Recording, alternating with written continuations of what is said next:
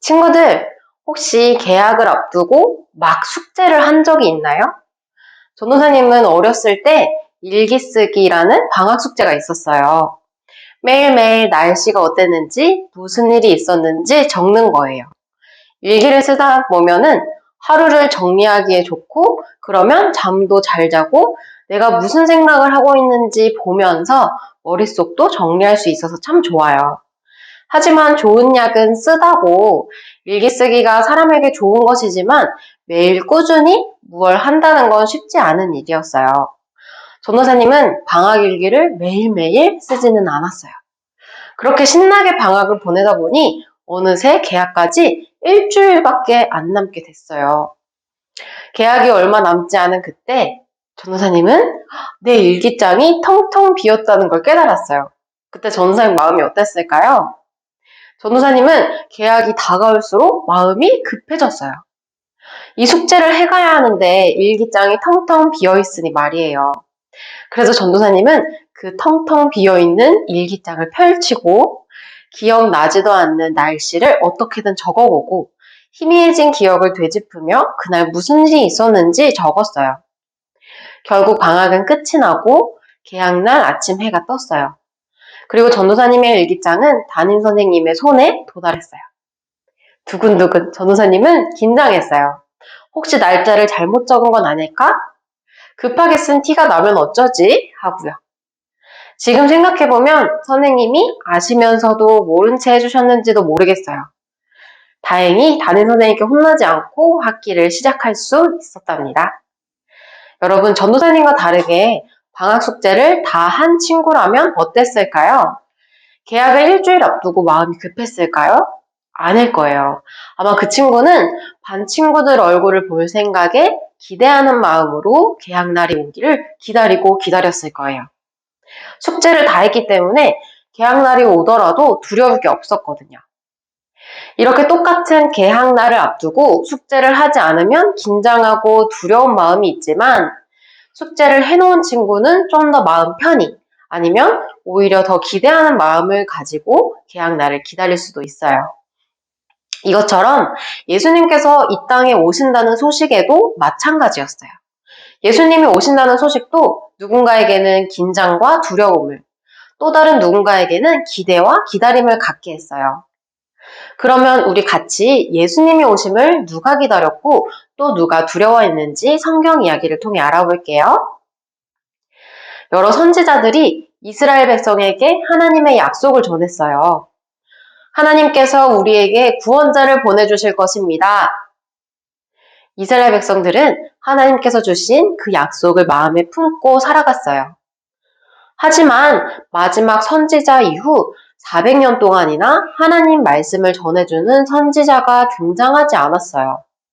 시간이 흐를수록 사람들은 점점 하나님께서 약속하신 구원자, 메시아를 잊고 살았어요. 하루하루 주어진 일을 하며 살아가기에도 너무 바빴거든요. 하지만 이 가운데서도 하나님의 약속이 이루어지길 애타게 기다리는 사람이 있었어요. 바로 시므온과 선지자 안나예요. 시므온은 의롭고 경건한 사람이었어요. 하나님께서 약속하신 메시아를 간절히 기다렸죠. 다른 사람들이 시므온에게 정신 차리라고 그 약속이 언제 이루어질 줄 알고 계속 기다리느냐고 말해도 시므온은 까만 머리가 새하얘질 때까지 하나님의 약속을 마음에 새기고 하나님께 기도했어요. 그렇게 할아버지가 된 시므온이 여느 때와 같이 성전에 간 날이었어요. 성전에 들어갈 무렵에 어느 부부가 어린 아기를 안고 성전으로 들어오고 있었어요. 바로 마리아와 요셉이었어요.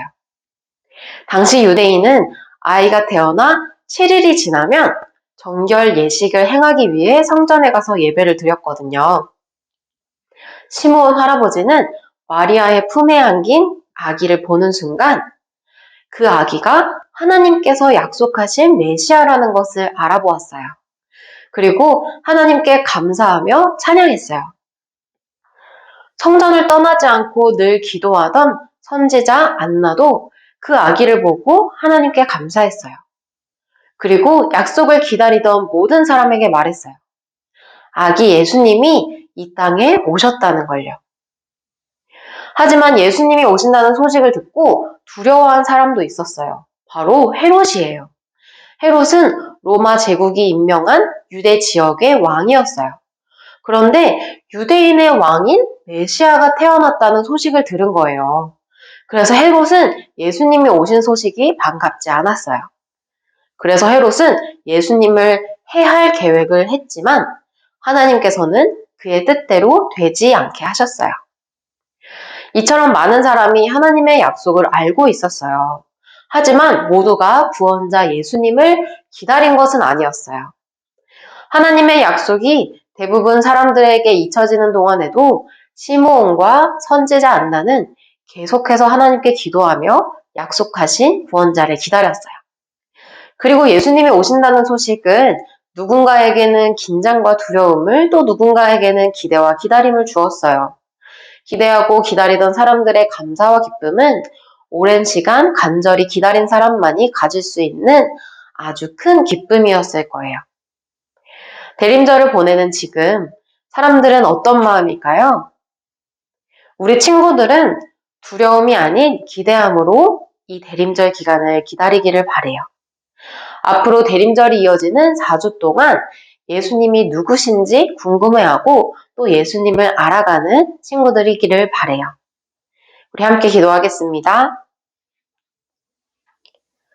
하나님, 우리와 함께 하시는 하나님을 기다립니다. 시므온과 선지자 안나가 기도하며 자리를 지키며 기다렸듯이 우리도 하나님의 약속을 믿으며 기다립니다. 이번 대림절 기간에 우리 아동이국 친구들에게 은혜를 더하여 주셔서 이 기다림 끝에 얻는 큰 기쁨을 맛보게 해주세요. 예수님의 이름으로 기도드립니다. 아멘.